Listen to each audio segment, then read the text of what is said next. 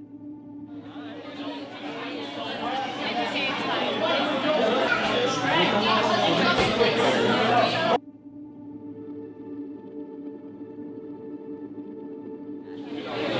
I love this one. You did amazing. Don't worry. Yeah, you did an amazing job. Be strong. Yeah. This is your first step. First and foremost, thank you all so much for coming out tonight. This is just the beginning, not just for me, but for all of you. Bushra! Bushra! Bushra! Bushra!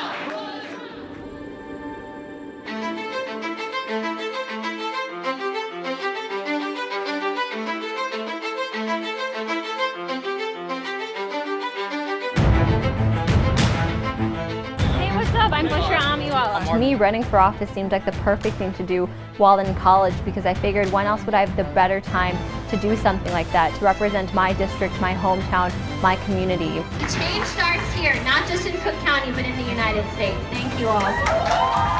To me, it was a form of service. It was a form of community activism and a way to give back to the community that has helped shape me into who I am today.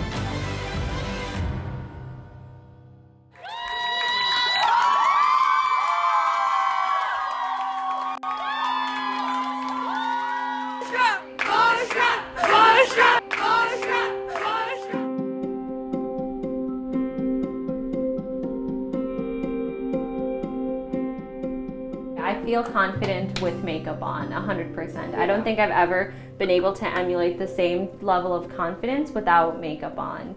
Even this is like my first time, I think, on camera without makeup on, and I feel like you'll see a difference in my tone as I layer the products on.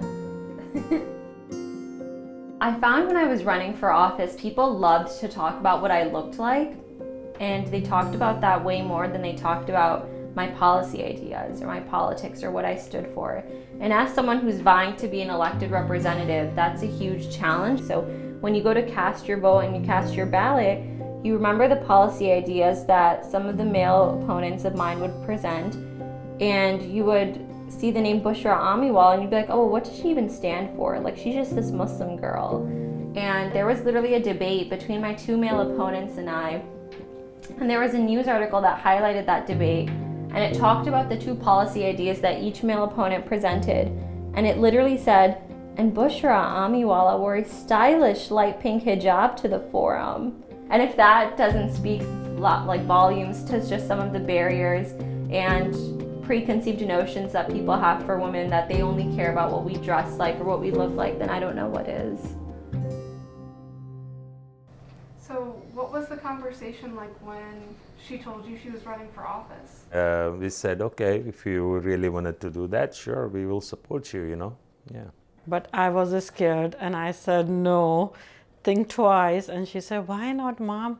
You always say, why people like us not going in the politics and stuff. And I said, no, I'm scared. As a mother, you know, I always worry about my daughter's safety. I worked on a Republican senator's campaign in 2016.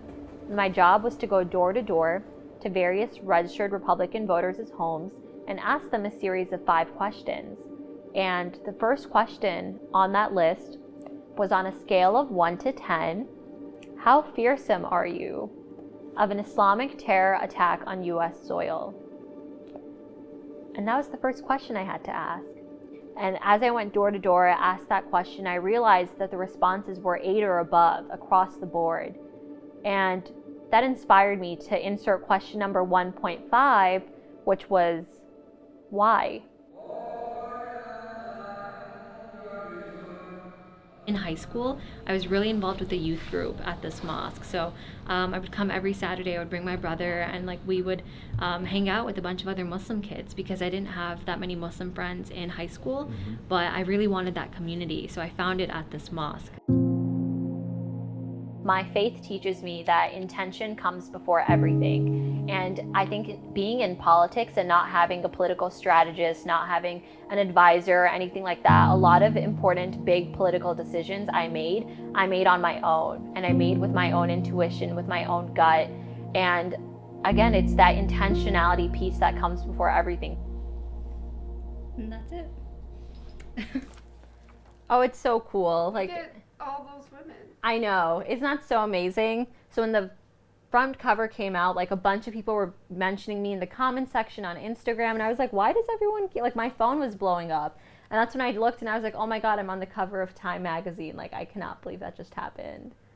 Yeah, but with every feature came every now and then a negative email and like a hate email or a hateful comment or something like that. And I think that's what I would focus on. I'm like not the best video editor, but I should shorten this. So this is something that they provided. They provided this script, and it's not in my own words. I feel like if I just did this on the fly, I feel like it would be better. Sometimes she got a good comment, sometimes bad comments. I say, just listen one bad comment from one ear and just take it out from the other one. So, and I always try to help her because, you know, it's not easy what she's doing. I think I already doubt so many parts of me just because of imposter syndrome and other things of that sort, that I don't need these external forces playing a role. But in politics, that's what you're signing up for. That's just what comes with the game. It's the name of the game. It's an expectation of it. The hardest thing is to seeing yourself in a position where there isn't someone that looks like you represented already there. It is so much more helpful to see women thriving in positions of power, both politically but also just in leadership styles in general, because seeing that makes me feel like I can do this too. We are with you, Bushra! We are inherently told that there is only one seat at the table for a woman, which is where that competitive mindset comes from. But as we break and shatter the glass ceiling, and as we, stand together greater in numbers, we'll find that that's not the case. And we're making, breaking, and shaping the world to be the way that it should be for ourselves.